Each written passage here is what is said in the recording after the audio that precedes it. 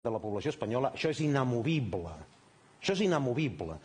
Qui prendrà una decisió a nivell estatal, quin partit polític prendrà una decisió a nivell estatal que representi anar en contra del 70% d'aquella població? És una decisió difícil, Ara, el que diu la Montserrat Nebrera, sí, estan pensant això.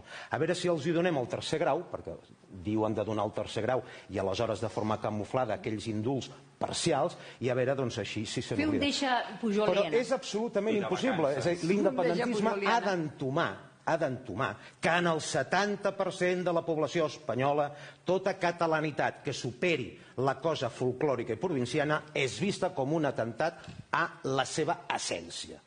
I això és una cosa que ha estat, no ara, si repassem la història, doncs és que ha passat sempre. Sempre ha passat. I aleshores, doncs, justament per això, l'estat espanyol, entre altres coses, ha tingut en els 200 últims anys 25 pronunciamientos, els quals una gran majoria eren per atemptar a la unitat d'Espanya.